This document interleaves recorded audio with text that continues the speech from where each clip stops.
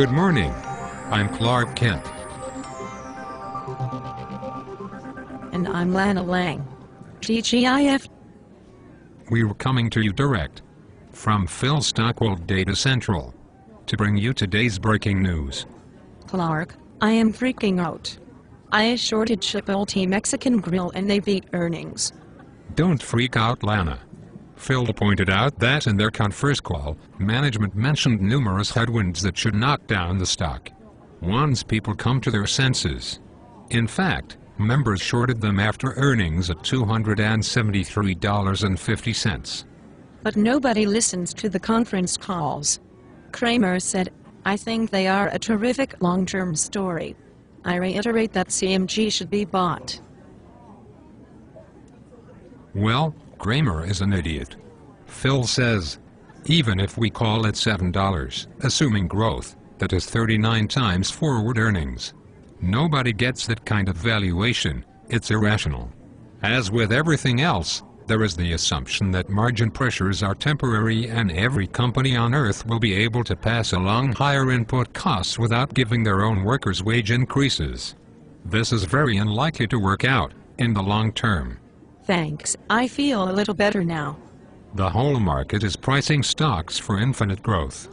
Despite food riots that are affecting tens of millions of people around the world, U.S. investors seem to believe that none of this will affect them at all. And what on earth is going on in Egypt? First Mubarak is stepping down, then he is not, then he is, now he is not again. I am getting dizzy. Mubarak is a tool of the oil interests. The world consumes 630 million barrels of oil a week, so speculators make an extra $3 billion a week on a $5 bump in the price of oil. All they have to do is write a guy like Mubarak a check, and he will roll tanks over people until oil is back over $90. Wow, that is a great way to make $3 billion, if you are an evil, immoral bastard. Did I not mention we are talking about oil speculators? Oh, well, enough said then. Phil Stockworld members played oil short yesterday off the 87.50 line in the futures, but the trade is too dangerous today. We took the money and ran this mooring.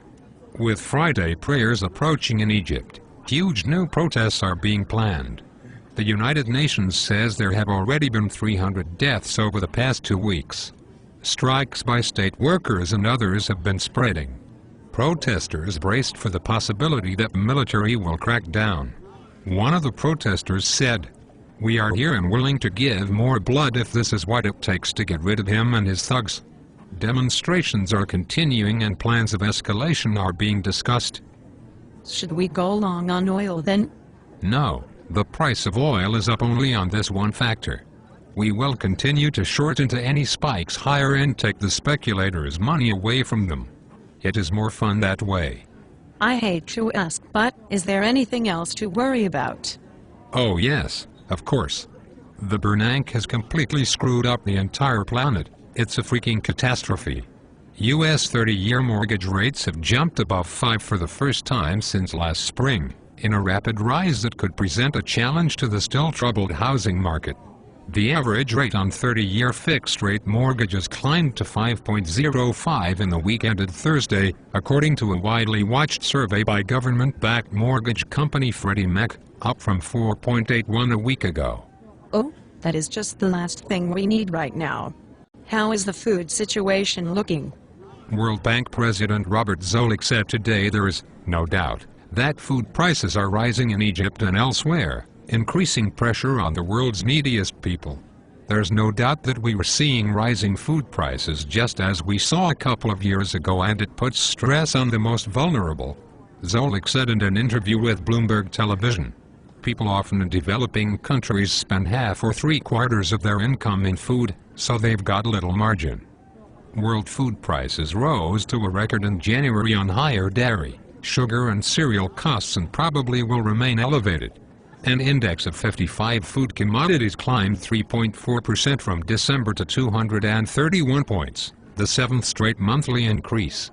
This does not sound good at all. Yet American investors see little or no risk going forward. The price of rice, which is the staple food for half the world, may begin to advance as wheat's rally drives consumers to seek alternatives. According to Robert Ziegler, Director General of the International Rice Research Institute, rice typically tracks wheat increases. Wheat prices started to spike in last July, and rice prices followed them up. Ziegler described it as a follow-on effect.